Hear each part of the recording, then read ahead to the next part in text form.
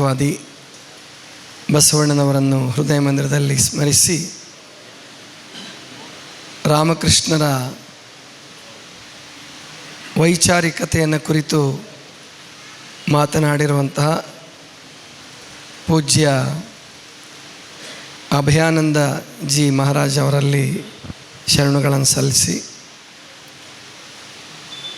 ರಾಮಕೃಷ್ಣರ ಲೀಲಾಕ್ಷೇತ್ರದ ಉದಯ ವಿಷಯವನ್ನು ಕುರಿತು ಮಾತನಾಡಿರುವಂತಹ ನವದುರ್ಗಾನಂದ ಜಿ ಮಹಾರಾಜ್ ಅವರಲ್ಲಿ ಶರಣುಗಳನ್ನು ಸಲ್ಲಿಸಿ ಮಾತಾಜಿಯವರೇ ಮತ್ತು ಡಾಕ್ಟರ್ ರಾಮನಗೌಡ್ರವರೇ, ಶ್ರೀಧರ್ ನಾಡ್ಗೇರವರೇ, PH ನೆರಳ್ಕೇರಿಯವರೇ ಮತ್ತು ಸೇರಿರ್ತಕ್ಕಂಥ ಎಲ್ಲ ಭಕ್ತ ಬಂಧುಗಳೇ, ಎಲ್ಲ ಗುರು ಮಹಾರಾಜರೇ, ತಮಗೆಲ್ಲರಿಗೂ ಶರಣಾರ್ಥಿ. ಸಮಯ ಬಹಳ ಆಗಿದೆ. ಇದುವರೆಗೆ ಸಾಕಷ್ಟು ವಿಷಯಗಳನ್ನು ಕೇಳಿದ್ದೀರಿ. ರಾಮಕೃಷ್ಣ ಪರಮಹಂಸರ ಜೀವನದ ಒಟ್ಟು ಸಾರ ಏನಪ್ಪ ಅಂದರೆ, ನುಡಿಯೋದಕ್ಕಿಂತ ಹೆಚ್ಚಾಗಿ ನಡೆಯೋದು, ಅದು ಬಹಳ ಮುಖ್ಯ. ಎಷ್ಟು ನುಡಿದ್ರೂ ಕೂಡ ನಡೆಯೋದರಲ್ಲಿ ತಪ್ಪಿದರೆ, ಬಸವಣ್ಣವರು ಹೇಳ್ತಾರೆ, ನುಡಿಯಲ್ಲಿ ಎಚ್ಚೆತ್ತು ನಡೆಯಲ್ಲಿ ತಪ್ಪಿದರೆ ಹಿಡಿದಿದ್ದ ಲಿಂಗವು ಘಟಸರ್ಪದಂತೆ. ಅಂದರೆ ನುಡಿ ನಡೆ ಏಕ ಆಗೋದೇ ಎಲ್ಲ ಮಹಾತ್ಮರ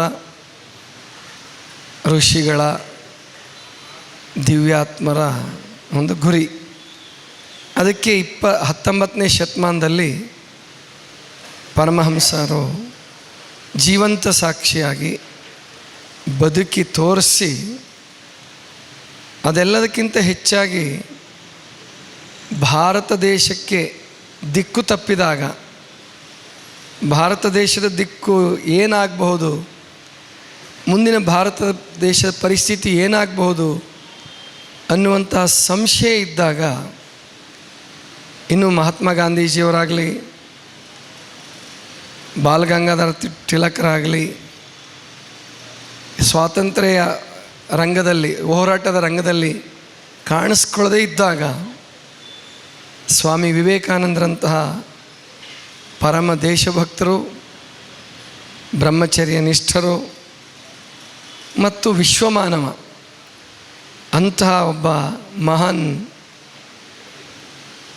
ವಿಶ್ವಮಾನವರನ್ನು ನಮ್ಮ ದೇಶಕ್ಕೆ ಕರುಣಿಸಿ, ಆ ಮೂಲಕ ಭಾರತಕ್ಕೆ ಒಂದು ದಿಕ್ಕು ತೋರಿಸಿದಂಥವರು ಪರಮಹಂಸರು. ಅಂತಹ ಪರಮಹಂಸರ ಅವತಾರ ಅದು ಭಾರತ ಮಾತೆಯ ಬಿಡುಗಡೆಗಾಗಿ ಆದಂತಹ ಅವತಾರ. ಮತ್ತು ಎಷ್ಟೋ ಜನ ಸಾಧಕರ ಜೀವನದಲ್ಲಿ ಮರುಹುಟ್ಟನ್ನು ಕೊಡುವುದಕ್ಕಾಗಿ ಆದಂತಹ ಅವತಾರ ಪುರುಷರು ಅವರೊಬ್ಬರೇ ಬರೋದಿಲ್ಲ. ಅವ್ರ ಜೊತೆಗೆ ಪ್ರಕೃತಿ ಅಥವಾ ಪರಮಾತ್ಮ ನೂರಾರು ಜನ, 10 ಜನ, 100 ಜನ, ಸಾವಿರಾರು ಜನರನ್ನು ಅದಕ್ಕೆ ಪೂರಕವಾದಂಥ ಅಂಶಾವತಾರ ಅಂತ ಕರೀತಾರೆ. ರಾಮಕೃಷ್ಣ ಪರಮಹಂಸರು ಪೂರ್ಣಾವತಾರಿಗಳಾದರೆ, ಸ್ವಾಮಿ ವಿವೇಕಾನಂದರು, ಬ್ರಹ್ಮಾನಂದರು, ಮಾಸ್ಟರ್ ಮಹಾಶಯರು, ನಾಗಮಹಾಶಯರು, ಇವರೆಲ್ಲ ಅಂಶಾವತಾರಿಗಳು. ಮಾತೆ ಶಾರದಾದೇವಿಯವರು, ರಾಸಮಣಿಯವರು, ಇವರೆಲ್ಲ ಅಂಶಾವತಾರಿಗಳು. ಅಂದರೆ ನೋಡಿ, ಆ ಉದ್ದೇಶವನ್ನು ಈಡೇರಿಸ್ಕೊಳ್ಳೋದಕ್ಕಾಗಿ ಪರಮಾತ್ಮ ಆಯಾ ಸಂದರ್ಭದಲ್ಲಿ ಇಂತಹ ಸಮಾನ ಮನಸ್ಕರನ್ನು, ಸಾಧಕರನ್ನು ಹುಟ್ಟಿಸ್ತಾನೆ ಅನ್ನೋದಕ್ಕೆ ಇದು ಸಾಕ್ಷಿ. ಸ್ವಾಮಿ ವಿವೇಕಾನಂದರಲ್ಲಿ ಪ್ರವಾದಿಯ ಗುಣ ಇತ್ತು ಅನ್ನೋದಕ್ಕೆ 2 ಘಟನೆಗಳನ್ನು ನಾವು ನೆನೆಸ್ಕೊಳ್ಬೋದು. 1897ರಲ್ಲಿ ಒಂದು ಮಾತು ಹೇಳ್ತಾರೆ. ನಮ್ಮ ಸನ್ಮಾನ್ಯ ಪ್ರಧಾನಮಂತ್ರಿಗಳು ಮನ್ ಕಿ ಬಾತಲ್ಲಿ ಹೇಳಿದ್ರು ಈ ಮಾತನ್ನು. ಮನ್ ಕಿ ಬಾತ್ ಅಂತ ಹೇಳಿ ಒಂದು ಪ್ರೋಗ್ರಾಮ್ ಬರುತ್ತೆ, ನೀವೆಲ್ಲ ಕೇಳ್ತಿರ್ತೀರ ಅಂತ ಅಂದ್ಕೊಳ್ತೀನಿ. ಪ್ರತಿಯೊಬ್ಬರು ಕೇಳಬೇಕಾದಂಥದ್ದು, ಭಾರತ ದೇಶವನ್ನು ಉನ್ನತವಾಗಿ ಕಟ್ಟಬೇಕು ಅಂತ ಯಾರ್ಯಾರು ಕನಸು ಕಾಣ್ತೀರಾ, ಭಾರತ ಮಾತೆಯ ಸೇವೆ ಮಾಡಬೇಕು ಅಂತ ಯಾರು ಬಯಸ್ತೀರಾ, ಅವರೆಲ್ಲರೂ ಮನದ ಮಾತು, ಕನ್ನಡದಲ್ಲೂ ಬರುತ್ತೆ, ಪ್ರತಿಯೊಂದು ಭಾಷೆಯಲ್ಲಿ ಬರುತ್ತೆ. ಮನ್ ಕಿ ಬಾತಲ್ಲಿ ಹೇಳಿದರು ಅವರು. 1897ರಲ್ಲಿ ಸ್ವಾಮಿ ವಿವೇಕಾನಂದರು ಒಂದು ಮಾತು ಹೇಳ್ತಾರೆ. ಒಂದು ಕಡೆ ಮಾತನಾಡ್ತಾ ಇನ್ನು 50 ವರ್ಷ ನಿಮ್ಮ ಎಲ್ಲ ದೇವಾನುದೇವತೆಗಳ ಮೂರ್ತಿಗಳನ್ನು ಕಟ್ಟಿಟ್ಬಿಡಿ. 50 ವರ್ಷಗಳ ಕಾಲ ನಿಮ್ಮ ಎಲ್ಲ ದೇವತಾ ಮೂರ್ತಿಗಳನ್ನು ಕಟ್ಟಿಡಿ, ಭಾರತಾಂಬೆ ದೇವಿ ಅಂತ ಹೇಳಿ ಪೂಜಿಸಿ, ಆವತ್ತು ನಮಗೆ ಸದ್ಗತಿ ಪ್ರಾಪ್ತಿಯಾಗತ್ತೆ ಅಂತ ಹೇಳ್ತಾರೆ. ಸರಿಯಾಗಿ 50 ವರ್ಷಕ್ಕೆ ನಮಗೆ ಸ್ವಾತಂತ್ರ್ಯ ಬರ್ತದೆ. ಇದು ಪ್ರವಾದಿಯ ಮಾತು ಇದು. ಅಂದರೆ ಅವಾಗ ಇನ್ನೂ ಗಾಂಧೀಜಿ ಸ್ವಾತಂತ್ರ್ಯ ಕ್ಷೇತ್ರಕ್ಕೆ ಬಂದಿರಲ್ಲ, ಬಾಲಗಂಗಾಧರ ತಿಲಕರದು ಜೋರಾಗಿ ಪ್ರಾರಂಭ ಆಗಿರಲ್ಲ, ಅವರಿನ್ನೂ ಅಭ್ಯಾಸ ಮಾಡ್ತಿರ್ತಾರೆ ಅಂತ ಕಾಣಿಸುತ್ತೆ. ಅಂತಹ ಸಂದರ್ಭದಲ್ಲೇ ಸ್ವಾಮಿ ವಿವೇಕಾನಂದರು ಈ ಮಾತು ಹೇಳ್ತಾರೆ. ಇನ್ನೊಂದು ಸಂದರ್ಭದಲ್ಲಿ ಅವರು ಅಮೇರಿಕಾ ಮತ್ತು ಯುರೋಪಲ್ಲಿ ಸಂಚಾರ ಮಾಡ್ತಾ ಇರಬೇಕಾದ್ರೆ ಒಂದು ಪ್ರಸಂಗ ಹೇಳ್ತಾರೆ. ಯಾರ ಜೊತೆಗೆ ಮಾತನಾಡ್ತಾ, ಯುರೋಪ್ ಇವಾಗ ಬೆಂಕಿಯ ಮೇಲೆ ಇದ್ದ ಹಾಗಿದೆ. ಒಂದು ವೇಳೆ ತಂಪನ್ನು ಮಾಡಿಕೊಳ್ಳುವ ವಿಧಾನ ಯುರೋಪ್ಗೆ ಗೊತ್ತಾಗದೆ ಹೋದರೆ, ಅಮೇರಿಕಕ್ಕೆ ಗೊತ್ತಾಗದೆ ಹೋದರೆ, ಅಮೇರಿಕಾ ಯುರೋಪ್ ಈಗ ಅಗ್ನಿಕುಂಡದಲ್ಲಿ ಇದ್ದ ಹಾಗಿದ್ದಾವೆ. ಅವ್ರಿಗೆ ಈ ಅಗ್ನಿಯನ್ನು ಅಂದರೆ ಏನು ಆ ಆಸೆ ಅಥವಾ ಏನು ವಿಸ್ತರಣವಾದ, ನಮ್ಮ ದೇಶವನ್ನು ವಿಸ್ತರಣೆ ಮಾಡಬೇಕು ಅನ್ನುವಂಥ ಈ ಕುದಿ, ಇದೇನಾದರೂ ಕಡಿಮೆ ಆಗದೆ ಹೋದರೆ ಮುಂದೆ ಮಹಾಯುದ್ಧ ಆಗುತ್ತೆ ಅಂತ ಹೇಳಿರ್ತಾರೆ ಅವರು.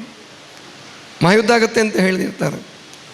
ಆವಾಗ ಇನ್ನೂ ಮಹಾಯುದ್ಧದ ಸೂಚನೆ ಬೇರೆಯವ್ರಿಗೆ ಯಾರಿಗೂ ಸಿಕ್ಕಿರಲ್ಲ, ಆದರೆ ಸ್ವಾಮಿ ವಿವೇಕಾನಂದರಿಗೆ ಸಿಕ್ಕಿರುತ್ತೆ. ಅಂದರೆ ಸುಮಾರು ಅವರು ಹೇಳಿದ 15-16 ವರ್ಷಗಳಲ್ಲಿ ಅಥವಾ 20 ವರ್ಷದೊಳಗಡೆ ಮಹಾಯುದ್ಧ ಆಗಿ ಯುರೋಪ್ ಮತ್ತು ಅಮೇರಿಕ ಬಹಳ ಸಂಕಷ್ಟವನ್ನು ಅನುಭವಿಸ್ತವೆ. ನಿಮಗೆಲ್ಲ ಗೊತ್ತಿದೆ. ಅದು ಮೊದಲನೇ ಮಹಾಯುದ್ಧ 1914ರಿಂದ 18ರವರೆಗೆ. ಅಷ್ಟೊತ್ತಿಗೆ ಸ್ವಾಮಿ ವಿವೇಕಾನಂದರು ದೇಹದಲ್ಲಿರೋದಿಲ್ಲ, ಆದರೆ ಮುಂಚೆನೇ ಆ ಸೂಚನೆ ಅವ್ರಿಗೆ ಗೊತ್ತಾಗಿರುತ್ತೆ. ಸ್ವಾಮಿ ವಿವೇಕಾನಂದರಿಗೆ ಇಂತಹ ಭವಿಷ್ಯ ಸೂಚಕ ಘಟನೆಗಳು ಕಾಣಿಸ್ತಿದ್ವು ಅಂತಂದರೆ ಅವರ ಗುರುಗಳು, ಅವತಾರ ಪುರುಷರು, ಅವ್ರಿಗಿನ್ನೆಷ್ಟರ ಮಟ್ಟಿಗೆ ಎಂಥ ಅದ್ಭುತ ಶಕ್ತಿ ಇತ್ತು. ಸ್ವಾಮಿ ವಿವೇಕಾನಂದರಂಥ ಅವ್ರನ್ನ ತಯಾರು ಮಾಡಬೇಕಾದ್ರೆ, ಸ್ವಾಮಿ ವಿವೇಕಾನಂದರು ಒಬ್ಬರೇ ಅಲ್ಲ, ಅಂಥ ಬೇರೆ ಬೇರೆ ಕ್ಷೇತ್ರದ ಮಹಾನ್ ವ್ಯಕ್ತಿಗಳನ್ನು ತಯಾರು ಮಾಡಬೇಕಾದ್ರೆ ಪರಮಹಂಸರು ಅವರು ಅವತಾರ ಪುರುಷರು. ಆಧುನಿಕ ಜಗತ್ತಿಗೆ ಅಂದರೆ ಧರ್ಮಗಳು ಮತಪಂಥಗಳು ಹೊಡೆದಾಟದಲ್ಲಿ ಮುಳುಗುತ್ತವೆ ಎನ್ನುವಂಥದ್ದನ್ನು ತಪ್ಪಿಸೋದಕ್ಕೋಸ್ಕರನೇ ಸ್ವಾಮಿ ವಿವೇಕಾನಂದರನ್ನು ಹುಟ್ಟಿಸಿ ಪರಮಹಂಸರಿಂದ ದಿವ್ಯ ಜ್ಞಾನವನ್ನು ಕೊಡಿಸಿ ಆ ಪರಮಾತ್ಮ ಶಿಕಾಗೋ ಸಮ್ಮೇಳನಕ್ಕೆ ಕಳಿಸಿದ್ರೇನೋ. ಅಲ್ಲಿ ಹೇಳ್ತಾರೆ, ನಮ್ಮ ಹಿಂದೂ ಧರ್ಮ ಅನ್ನುವಂಥದ್ದು ಇದು ನಿಮ್ಮ ಹಾಗೆ ನಮ್ಮದು ಸ್ಥಾಪಿತ ಧರ್ಮ ಅಲ್ಲ, ಇದು ಸರ್ವಧರ್ಮಗಳ ತಾಯಿ, ಸರ್ವಧರ್ಮಗಳ ಮೂಲ ಸ್ಥಾನ, ಎಲ್ಲ ಧರ್ಮಗಳ ಧರ್ಮ ಹಿಂದೂ ಧರ್ಮ ಅನ್ನುವಂಥ ಮಾತನ್ನು ಜಗತ್ತಿಗೆ ಘೋಷಣೆ ಮಾಡಿದ್ರು. ಅದನ್ನು ಪಾಶ್ಚಿಮಾತ್ಯ ಜಗತ್ತು ಒಪ್ಪಿಕೊಳ್ತು. ಮುಂದಿನ ಇತಿಹಾಸ ನಿಮಗೆಲ್ಲ ಗೊತ್ತಿದ್ದೇ ಇದೆ, ಅದ್ರ ಬಗ್ಗೆ ನಾನು ಹೇಳಬೇಕಾಗಿಲ್ಲ. ನೀವೆಲ್ಲ ಪ್ರತಿ ವರ್ಷ ಈ ಭಾವ ಪರಿಷತ್ತನ್ನು ನಡೆಸ್ತಾ ಒಂದು ದಿವ್ಯವಾದ ಸಂದೇಶ, ದಿವ್ಯವಾದ ವಾತಾವರಣವನ್ನು ನಮ್ಮ ಕರ್ನಾಟಕದಲ್ಲಿ ಉಂಟು ಮಾಡ್ತಾ ಇರ್ತಕ್ಕಂತಹ ಎಲ್ಲ ಮಹಾರಾಜರುಗಳನ್ನು, ಸ್ವಾಮೀಜಿಗಳು, ರಾಮಕೃಷ್ಣ ಪರಮಹಂಸರ, ಸ್ವಾಮಿ ವಿವೇಕಾನಂದರ ಅನುಯಾಯಿಗಳು ಬಹಳ ಅದ್ಭುತವಾದಂಥ ಕೆಲಸ ಮಾಡ್ತಾ ಇದ್ದೀರಿ. ಇನ್ನು ಈ ಸಂದರ್ಭದಲ್ಲಿ ಬೇರೆ ಎಲ್ಲ ಭಕ್ತರಿಗೂ, ಯಾಕಂದರೆ ಇಲ್ಲಿ ಕೇವಲ ರಾಮಕೃಷ್ಣ ಪರಮಹಂಸರ ಅನುಯಾಯಿಗಳಷ್ಟೇ ಇಲ್ಲ, ಎಲ್ಲ ಜನಾಂಗದವರು ಸೇರಿಕೊಂಡಿದ್ದೀವಿ. ಅಂದರೆ ಇವತ್ತು ಇನ್ನು ಮುಂದೆ ನಾವೆಲ್ಲರೂ ಒಗ್ಗಟ್ಟಾಗಬೇಕಾಗಿರ್ತಕ್ಕಂಥದ್ದು, ಆಗಬೇಕಾದಂಥದ್ದು ಬಹಳ ಅಗತ್ಯವಾದದ್ದಿದೆ. ಯಾವುದರ ಹೆಸರಿನಲ್ಲಿ ಅಂದರೆ ಭಾರತ ಮಾತೆಯ ಹೆಸರಿನಲ್ಲಿ. ನಾವೆಲ್ಲರೂ ಭಾರತ ಮಾತೆಯ ಮಕ್ಕಳು ಅನ್ನುವಂಥ ಪ್ರಜ್ಞೆ ಬಂದರೆ, ಅದಕ್ಕೆ ರಾಷ್ಟ್ರಕವಿ ಕುವೆಂಪು ಅವರು ಸುಮಾರು 70-80 ವರ್ಷಗಳ ಹಿಂದೆಯೇ, ಪ್ರಾಯಶಃ ಈ ಹಾಡು ಬರೆದಾಗ ಸ್ವಾತಂತ್ರ್ಯ ಬಂದಿತ್ತೋ ಇಲ್ವೋ ಗೊತ್ತಿಲ್ಲ ನನಗೆ, ಆವಾಗಲೇ ಒಂದು ಹಾಡು ಬರೆದಿದ್ದಾರೆ ಅವರು. 100 ದೇವರನ್ನೆಲ್ಲ ನೂಕಾಚೆ ದೂರ, ಭಾರತಾಂಬೆಯೇ ದೇವಿ ನಮಗಿನ್ನು ಪೂಜಿಸುವ ಬಾರ, ಪೂಜಿಸುವ ಬಾರ. ಅದ್ಭುತವಾದಂಥ ಕ್ರಾಂತಿಗೀತೆ ಅದು. ನೋಡಿ, ನಾವು ಎಷ್ಟು ಸಂಕುಚಿತರಾಗ್ತೀವೋ ಅಷ್ಟು ನಮಗೂ ತೊಂದರೆ, ಸಮಾಜಕ್ಕೂ ತೊಂದರೆ. ಇನ್ನು ಪ್ರತಿಯೊಬ್ಬರು ರಾಷ್ಟ್ರಭಕ್ತರಾದರೆ, ನನ್ನ ಪ್ರಗತಿ ರಾಷ್ಟ್ರದ ಹೆಸರಿನಲ್ಲಿ ನಾನು ಪ್ರಗತಿ ಹೊಂದಿದರೆ ನನಗೂ ಲಾಭ ಇದೆ, ರಾಷ್ಟ್ರಕ್ಕೂ ಲಾಭ ಇದೆ. ರಾಷ್ಟ್ರದ ಪ್ರಗತಿಯನ್ನು ಕಡೆಗಣಿಸಿ ಸ್ವಾರ್ಥಿಯಾಗಿ, ಸಂಕುಚಿತನಾಗಿ ನಾವೇನಾದರೂ ವಾಮ ಮಾರ್ಗವನ್ನು ಹಿಡಿದರೆ, ಅಂದರೆ ದುರ್ಮಾರ್ಗವನ್ನು ಹಿಡಿದರೆ ವ್ಯಕ್ತಿಗೂ ಹಾನಿ, ದೇಶಕ್ಕೂ ಹಾನಿ. ಆದ್ದರಿಂದ ರಾಷ್ಟ್ರ ಪ್ರೇಮ, ರಾಷ್ಟ್ರಭಕ್ತಿ, ಪೆಟ್ರಿಯಟಿಸಮ್ ಇವತ್ತಿನ ಮೌಲ್ಯ.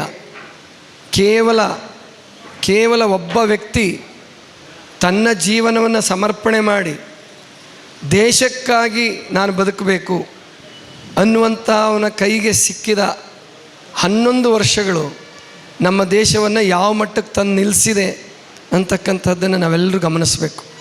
ಕೇವಲ 11 ವರ್ಷದಲ್ಲಿ ಇನ್ನೊಂದು 11 ವರ್ಷ ಅಥವಾ ಇನ್ನೊಂದು 22 ವರ್ಷ ಅಂದರೆ 2047, 100 ವರ್ಷಗಳಾಗುತ್ತೆ ಸ್ವಾತಂತ್ರ್ಯ ಬಂದು. ಭಾರತ ದೇಶದ ಇತಿಹಾಸದಲ್ಲಿ, ಭಾರತ ದೇಶದ 2000 ವರ್ಷದ ಇತಿಹಾಸದಲ್ಲಿ ಅಂತ ಇಟ್ಕೊಂಬಿಡಿ, ಅಥವಾ ಇನ್ನೂ 2,500-3,000 ವರ್ಷದ ಇತಿಹಾಸದಲ್ಲಿ ಒಂದೇ ಸಂವಿಧಾನ, ಒಂದೇ ದೇಶದ ಹೆಸರಿನಲ್ಲಿ, ಪ್ರಜಾಪ್ರಭುತ್ವದ ಹೆಸರಿನಲ್ಲಿ ಕಾಶ್ಮೀರದಿಂದ ಕನ್ಯಾಕುಮಾರಿಯವರೆಗೆ ಒಗ್ಗಟ್ಟಾಗಿ 80 ವರ್ಷಗಳನ್ನು ನಾವು ಕಳೆದಿದ್ದೀವಲ್ಲ, 70-80 ವರ್ಷಗಳನ್ನು ಕಳೆದಿದ್ದೀವಲ್ಲ. ಪ್ರಾಯಶಃ 2,500-3 ಸಾವಿರ ವರ್ಷಗಳಲ್ಲಿ ಇದೇ ಮೊದಲು ಅಂತ ಕಾಣಿಸುತ್ತೆ, ಇದೇ ಮೊದಲು. ಅದಕ್ಕೆ ನಮ್ಮ ಎಲ್ಲ ವೈಯಕ್ತಿಕ ಭಾವನೆಗಳು, ನಿಮ್ಮ ಪೂಜಾ ಪದ್ಧತಿ, ಧ್ಯಾನ ಪದ್ಧತಿ, ಏನು ಆಚರಣೆ, ಭಜನೆ ಎಲ್ಲವನ್ನೂ ಮಾಡೋಣ. ನಮ್ಮ ಮಠಗಳಲ್ಲಿ, ನಮ್ಮ ಆಶ್ರಮಗಳಲ್ಲಿ, ನಮ್ಮ ಮನೆಗಳಲ್ಲಿ ಮಾಡೋಣ. ಆದರೆ ಎಲ್ಲರಿಗೂ ಗೊತ್ತಿರಲಿ, ನಾವೆಲ್ಲರೂ ಭಾರತ ಮಾತೆಯ ಮಕ್ಕಳು. ಭಾರತ ಮಾತೆಯ ಒಬ್ಬೊಬ್ಬ ಮಗುವಿನ ಶ್ರೇಯಸ್ಸು ಅದು ತಾಯಿಯ ಶ್ರೇಯಸ್ಸು. ಆದ್ದರಿಂದ ಅಂತಹ ಒಂದು ಸಂದೇಶವನ್ನು ನಾವು ಮನಸ್ಸಿನಲ್ಲಿಟ್ಕೊಂಡು, ಹೃದಯದಲ್ಲಿಟ್ಕೊಂಡು ಬಾಳಿದರೆ ಸ್ವಾಮಿ ವಿವೇಕಾನಂದರಿಗೆ, ರಾಮಕೃಷ್ಣ ಪರಮಹಂಸರಿಗೆ, ಎಲ್ಲ ಶರಣರಿಗೆ, ಸಂತರಿಗೆ, ಮಹಾಂತರಿಗೆ, ಋಷಿಗಳಿಗೆ ಗೌರವ ಸಲ್ಲಿಸಿದ ಹಾಗಾಗತ್ತೆ. ನಮ್ಮನ್ನು ನಾವು ಉದ್ಧರಿಸ್ಕೊಂಡಂಗೆ ಆಗತ್ತೆ. ಖಂಡಿತ ಉದ್ಧಾರ ಆಗತ್ತೆ. ಇದು ನಿಮ್ಮ ಅಪೇಕ್ಷೆ ಅಷ್ಟೇ ಅಲ್ಲ, ಕೋಟಿ ಸ್ವಾತಂತ್ರ್ಯ ಹೋರಾಟಗಾರರ ಬಲಿದಾನದ ಅಪೇಕ್ಷೆ. ಜೊತೆಗೆ ಮಹರ್ಷಿ ಅರವಿಂದರು ಕೂಡ ಹೇಳಿದ್ದಾರೆ. ಮಹರ್ಷಿ ಅರವಿಂದರು ಒಂದು ಮಾತು ಹೇಳ್ತಾರೆ, ಭಾರತ ದೇಶ ಅಂದರೆ ಅದು ಪರಮಾತ್ಮನ ಲ್ಯಾಬೊರೇಟರಿ ಇದ್ದ ಹಾಗೆ, ಪರಮಾತ್ಮನ ಪ್ರಯೋಗಶಾಲೆ ಇದ್ದ ಹಾಗೆ. ಏನು ಪ್ರಯೋಗ ಮಾಡ್ತಾನೆ ಪರಮಾತ್ಮ ಅಲ್ಲಿ ಅಂದರೆ ಸತ್ಯ, ಶಾಂತಿ, ಅಹಿಂಸೆ, ಕರುಣೆ, ಪ್ರೀತಿ ಇವುಗಳನ್ನು ಪರೀಕ್ಷಿಸಿ ಇವುಗಳ ಮೌಲ್ಯವನ್ನು ಹೆಚ್ಚು ಮಾಡುವುದಕ್ಕೆ ಏನು ಉಪಾಯ ಮಾಡಬೇಕು ಅನ್ನೋದಕ್ಕೆ ಪರಮಾತ್ಮನ ಪ್ರಯೋಗಶಾಲೆ ಭಾರತ ದೇಶ.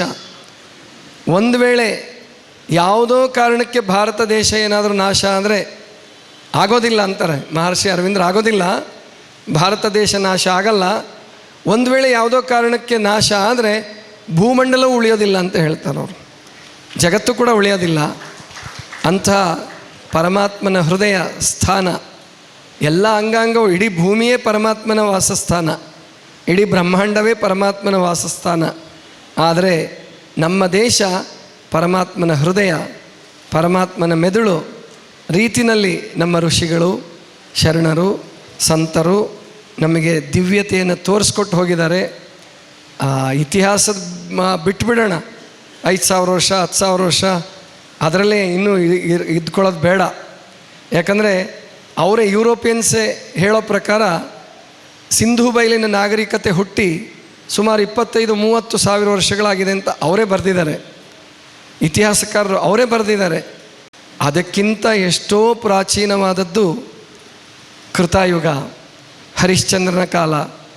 ಅದಕ್ಕೆ ಉಪನಿಷತ್ತುಗಳು ಅತ್ಯಂತ ಪ್ರಾಚೀನವಾದಂಥವು, ವೇದ ಉಪನಿಷತ್ತುಗಳು. ಅಂಥ ಪ್ರಾಚೀನ ಸಾಹಿತ್ಯವನ್ನು ನಾವು ಅಭ್ಯಾಸ ಮಾಡೋಣ, ಹೃದ್ಗತ ಮಾಡಿಕೊಳ್ಳೋಣ.